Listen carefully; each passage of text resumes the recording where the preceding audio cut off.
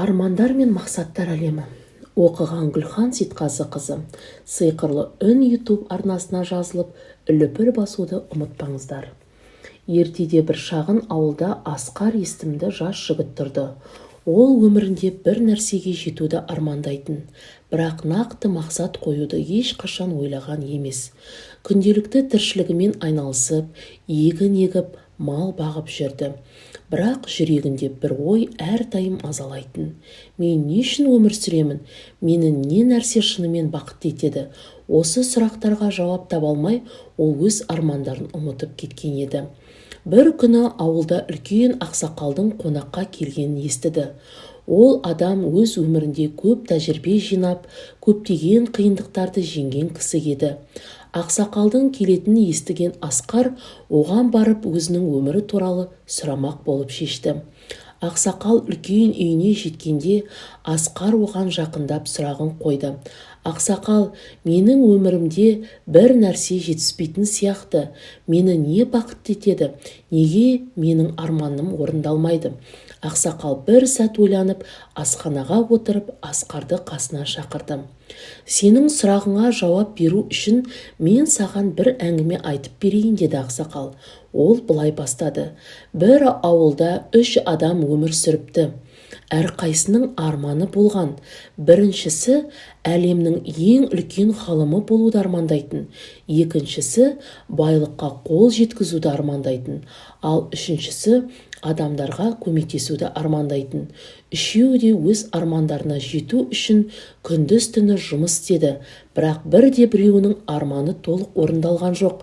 Бірінші адам ғылыми ізденістер жүргізіп, кітаптар жазды, бірақ оны ешкім елемеді. Екінші адам көп ақша жинауға ұмтылды, бірақ ол ақша үшін өмірдің шынайы құндылықтарын ұмытып кетті. Ал үшінші адам адамдарға көмектесуге барынша тырысты, бірақ өз күшіне сенбей қорқып қалды. Бір күні олар кездесті. Біріншісі былай деді. Мен ғалым болдым, бірақ менің еңбегімді ешкім бағаламады. Менің армандарым ешқашан орындалмайды. Екіншісі айтты, мен байлық жинадым, бірақ менде шынайы бақыт жоқ.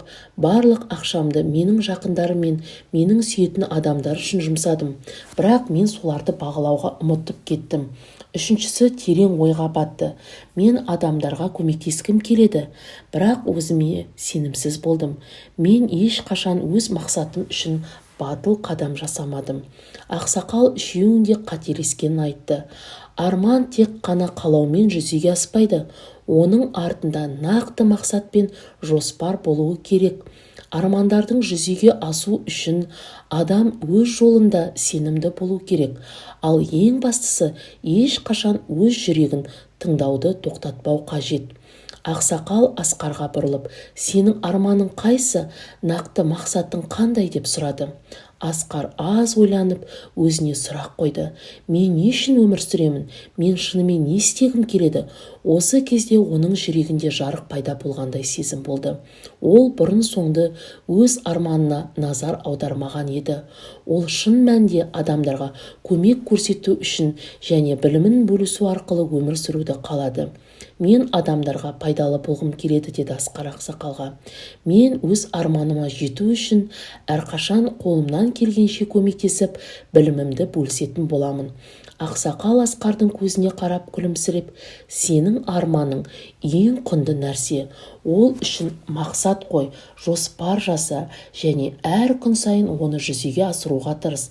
Арманға жетудің жолы қиын болуы мүмкін, бірақ сен қадам сайын бақытты боласың.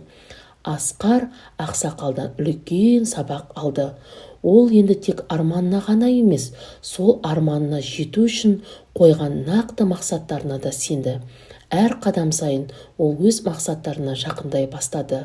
Жылдар өтсе де, Асқардың арманы шындыққа айналды.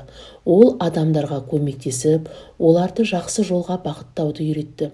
Арман мен мақсаттың бірлесе отырып, бақыт пен жеңіс әкелетінін түсінді.